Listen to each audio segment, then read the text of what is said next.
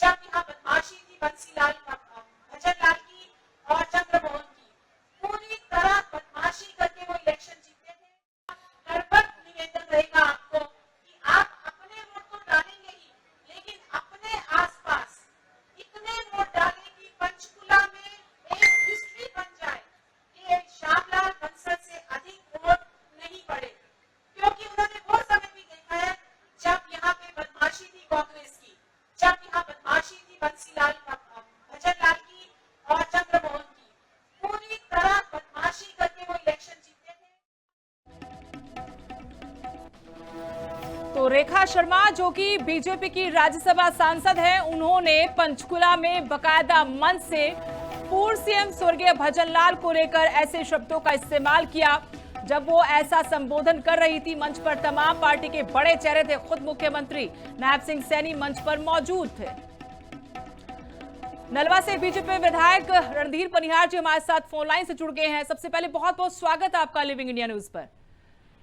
रणधीर पनिहार जी, राज्यसभा सांसद रेखा शर्मा ने जो पूर्व सीएम स्वर्गीय भजनलाल को लेकर टिप्पणी की है, उस पर सबसे पहले तो आपकी प्रतिक्रिया जानना चाहते हैं हम। सर्वप्रथम तो जब मुझे पता लगा रेखा जी ने ये शब्द स्वर्गीय चौधरी भजनलाल जी के बारे कहे और साथ साथ ही चौधरी बंसीलाल जी का नाम भी उन्होंने लिया जी। दोनों नेता हरियाणा प्रदेश की देश में ऐसे नेता हैं जो 36 बिरादरी को साथ लेके चलने वाले नेता थे। और स्वर्गीय भजनलाल जी में अलग तरह की खासियत थी कि वो जहाँ 36 बिरादरी को साथ लेके चलते थे, वो अहिंसा के पुजारी रहे।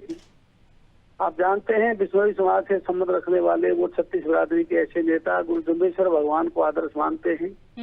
वो न केवल समाज सेवा में उनका हमेशा गहरी रुचि रही, उसके साथ साथ जीव रक्षा की बात करूं, अहिंसा की बात करूं, पेड़ पौधों की रक्षा के लिए हमेशा उन्होंने झलक जगाने की हमेशा कोशिश की। ऐसे व्यक्ति के बारे में इस प्रकार के शब्द बोलना वो न केवल दुर्भाग्यपूर्ण है, बल्कि मुझे व्यक्तिगत रूप से बड़ी जबरदस्त पीड़ा हुई। और हिंदुस्तान के लाखों लोग इस बात से मैं इस बारे रेखा जी से कहना चाहता हूं कि उनको अपने शब्द वापस लेकर के क्षमा याचना करनी चाहिए।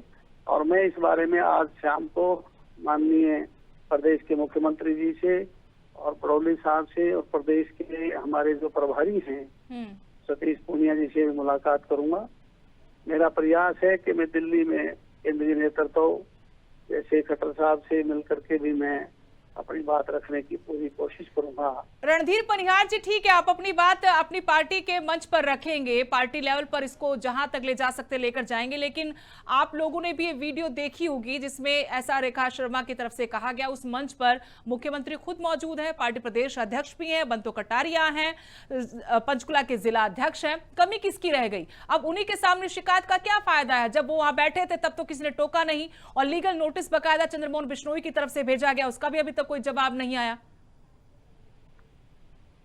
मैंने पूरे एपिसोड को देखने और समझने के बाद मुझे ऐसा लगा कि हमारा जो नेतृत्व है उसका ध्यान उस तरफ नहीं था।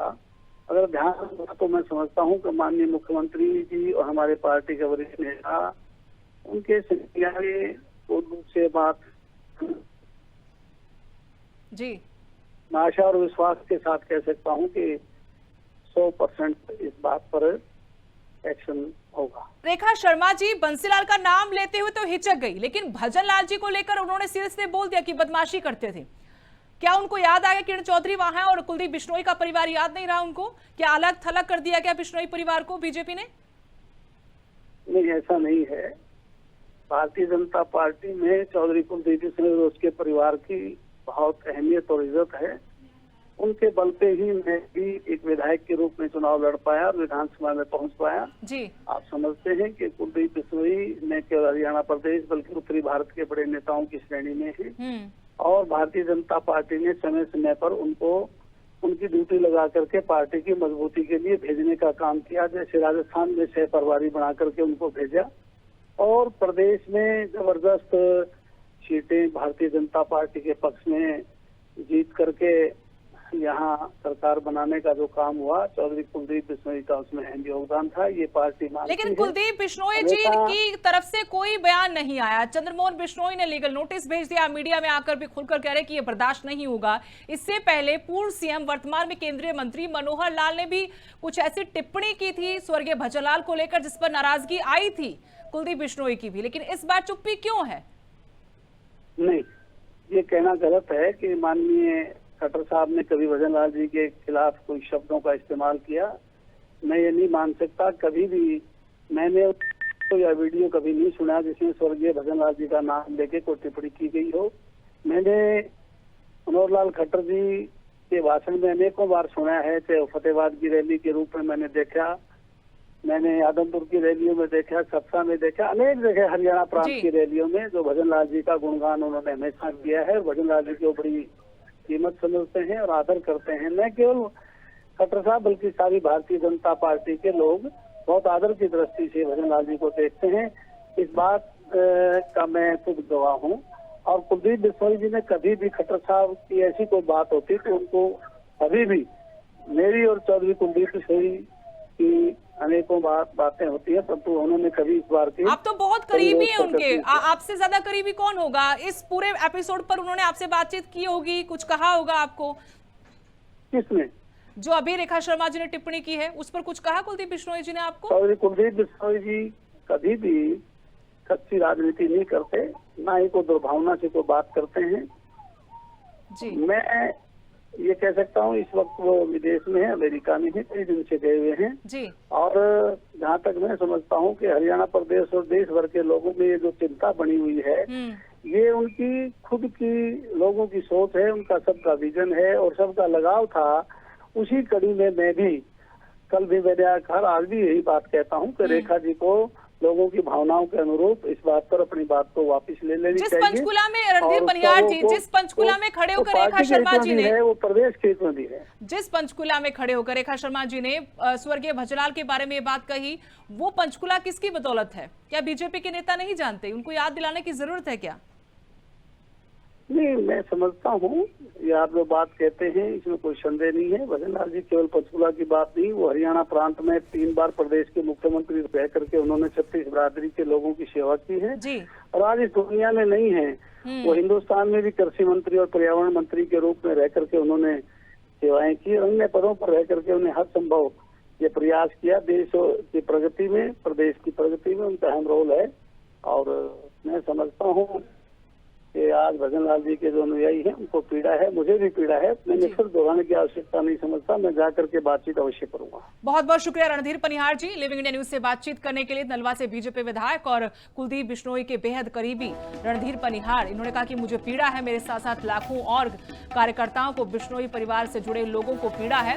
रेखा शर्मा ने जो बयान दिया वो ठीक नहीं था, निंदनीय बयान है, उनको माफी मांगनी चाहिए और मैं इस पूरे मामले को मुख्यमंत्री, पार्टी प्रदेश अध्यक्ष, केंद्रीय मंत्री मनोहर लाल, पार्टी के तमाम मंचों पर लेकर जाऊंगा और उनसे कहूंगा कि इस तरह की बयानबाजी नहीं होनी चाहिए।